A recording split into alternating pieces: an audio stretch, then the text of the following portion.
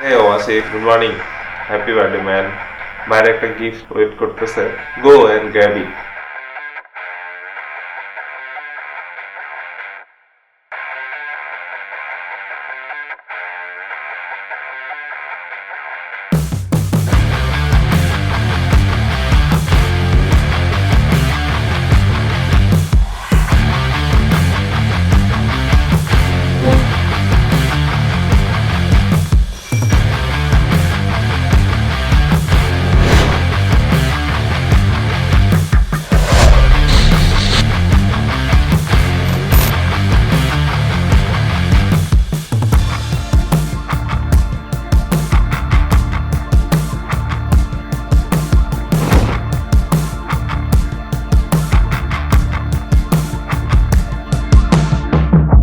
So why NS 160?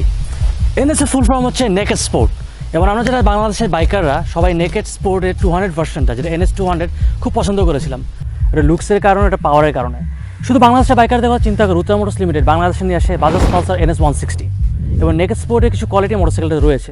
তার মধ্যে হচ্ছে 3 পার্ট হ্যান্ডেল, এবং then there is the wolf looking headlight, যেটা আমার কাছে মনে হচ্ছে one of the best looking in this segment. মোটরসাইকেলের যে জিনিসটা আমার সবচেয়ে ভালো লেগেছে সেটা হচ্ছে একটা মাস্কুলার লুকটা। এয়ার স্কুপটা ট্যাঙ্কের সাথে রয়েছে, যেটা ইঞ্জিনটাকে ঠান্ডা করতে খুব হেল্প করে। Then we have the switch gears. Switch গিয়ারগুলো একটু ডিফারেন্ট এই মোটরসাইকেলে, যেটা অন্য কোনো মোটরসাইকেলে নেই। It illuminates at night time, রাতের বেলা এটা ইলুমিনেট করবে, এবং এর কোয়ালিটিটা আসলে খুব ভালো করেছে ওরা। এই মোটরসাইকেলে রয়েছে একটা ফুললি ডিজিটাল স্পিডোমিটার। এই স্পিডোমিটার একটা ফিচার রয়েছে যেটা বাজাজ পালসার সব সিরিজে রয়েছে, সেটা হচ্ছে side stand indicator. Side stand ইন্ডিকেটরটি যখন স্ট্যান্ডটি আপনার নামানো থাকবে তখন এটি ইন্ডিকেট করবে, which is added safety feature for your motorcycle.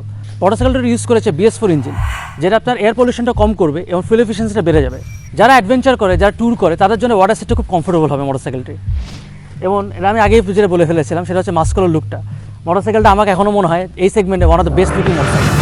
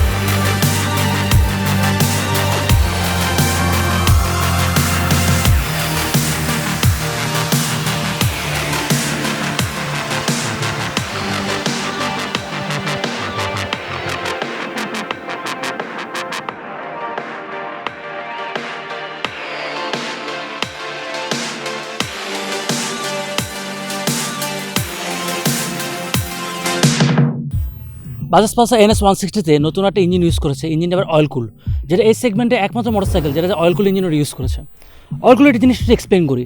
ছোটো একটা রেডিয়েটার দেখবেন ইঞ্জিনের সামনে, যেটা জিনিসটা করে ইঞ্জিন অয়েলটাকে ওরা সার্কুলেট করে ইঞ্জিনের থ্রুতে, সো দ্যাট যখন আপনার ইঞ্জিন অয়েলটা গরম হয়ে যায় তখন এটা উপরে নিয়ে যায় এবং রেডিয়েটার থ্রুতে ঠান্ডা করে এটাকে নিচে নিয়ে আসে আবার।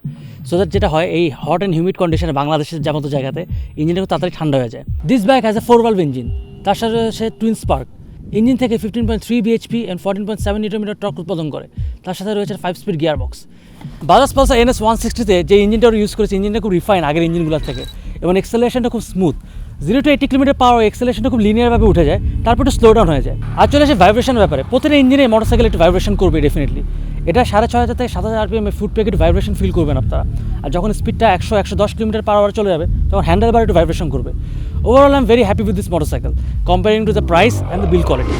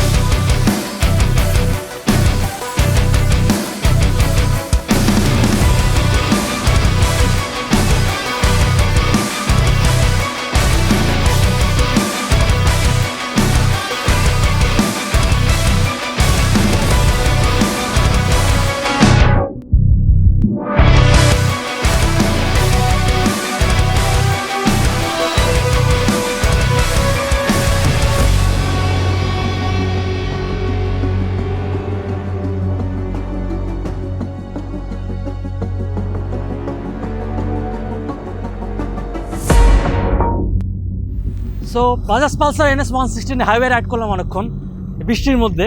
So definitely it was an exciting ride. কী ছিল রাইডিং এক্সপিরিয়েন্সটা সেটা শেয়ার করেছিলাম আপনাদের সাথে। প্রথম চলে আসি এটা চেসিস নিয়ে।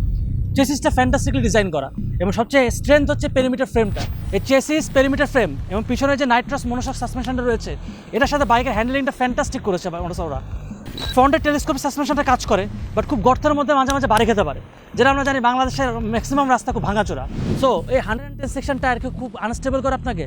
ওয়েল, পিছনে একটা ডিস্ক ব্রেক থাকলে তো ব্রেকিং সিস্টেমটা একটু বেটার হতো, বাট এই সেগমেন্টে এই ব্রেকিং সিস্টেমটা খুব একটা বেস্ট না। বাট এটা পেরিমিটার ফ্রেম এবং পিছনের সাসপেনশনটা এই 110 সেকশন টায়ারটাকে ব্যাকটাপ দেয়। সো আপনি খুব একটা আনকমফোর্টেবল ফিল করবেন না।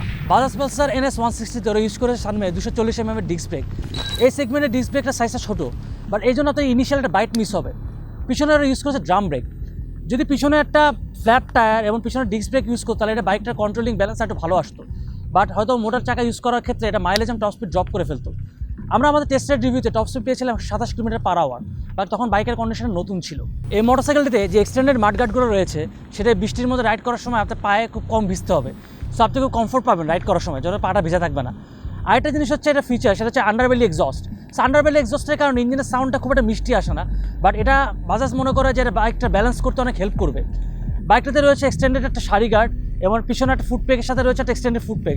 সো লং ডিস্টেন্স রাইডে পিলিয়নটা খুব কমফোর্টেবলি বসতে পারবে এবং গ্র্যাব রেলের কারণে খুব আরামদায়কভাবে বসে রাইড করতে পারবে।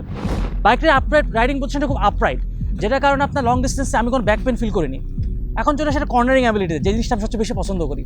হাই স্পিড কর্নারিংয়ে বাজাজ পালসার NS 160 খুব মাটির সাথে আঁকড়ে ধরে থাকে, খুব একটা স্লিপ করে না যদি না আপনি স্পিড 110-115 km/h ক্রস করেন। বাট বাইকটির নেগেটিভিটিটা চলে আসছে যখন স্লো স্পিড কর্নারিংয়ে যায়, তখন এটা সেন্টার অফ গ্র্যাভিটি হাই হওয়ার কারণে বাইকটা হালকা একটু স্কিড করে। বাট সেই জন্য আপনাদেরকে রেকমেন্ড করবো সবসময় রাইট টায়ার প্রেশারটা মেনটেন করে রাখতে, সো দ্যাট একটা বাইকটা সবসময় স্টেবিলাইজ থাকতে পারে। আর আরেকটা জিনিস হচ্ছে মোটরসাইকেল যেটা আমাকে খুব ভালো লাগে সেটা হচ্ছে ডিসি হেডলাইট। হেডলাইট এলুমিনেশনটা খুব ভালো, বাট ডিসি হেডলাইটের কারণে আপনি সবসময় আপনি ইগনিশন থাকা অবস্থায় আপনি হেডলাইটটা থাকতে পারবে, সো দ্যাট আপনি গ্রামে বা কোনো ভাঙা রাস্তা যখন চালাবেন তখন আপনি খুব কনফিডেন্স পাবেন। চালাতে চালাতে চলে আসছি মেরিন ড্রাইভে। সো দেখে না যাক বাইকটির প্রস অ্যান্ড কনসগুলো। বাইকটির বিল্ড কোয়ালিটি এবং ফিনিশিংটা আমাকে ভালো লেগেছে। ইঞ্জিনটা আগের থেকে অনেক রিফাইন এবং এর এক্সেলারেশনটা অনেক স্মুথ। সাসপেনশনের ফিডব্যাকটা অসাধারণ এবং পিছনে চিকন চাকা থাকা সত্ত্বেও টায়ারের গ্রিপগুলো অনেক ভালো এবং ডিসি অপারেটেড হেডলাইট এটা রাতে রাইড করার জন্য খুব হেল্পফুল। মোটরসাইকেলটিতে অনেক ভালো দিক থাকা সত্ত্বেও যে জিনিসটা আমার কাছে খারাপ লেগেছে সেটা হচ্ছে রেয়ার টায়ারটা অনেক চিকুন, এটা একটু বড় হওয়া দরকার ছিল। স্যাডেল হাইটটা একটু উঁচু, যার ফলে শর্ট রাইডারদের জন্য শহরে রাইড করার জন্য ডিফিকাল্ট হবে। এবং ব্রেকিংটি বাইকটি যদিও ভালো, বাট এই সেগমেন্টে সেরা নয়। পিছনে রিয়ার ডিস্ক ব্রেক দিলে হয়তো ব্রেকিংটা আরও বেটার হবে।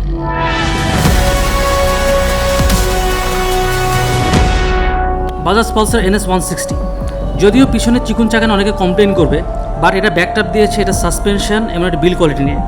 এবং হয়তো পেরিমিটার ফ্রেমটির কারণে বাইকটির ব্যালেন্সটা যতটা খারাপ ভেবেছিল এরকম না। আশা রাখছি in the near future Bajaj rear disc brake ভার্সনটি বাংলাদেশে ইন্ট্রোডিউস করবে।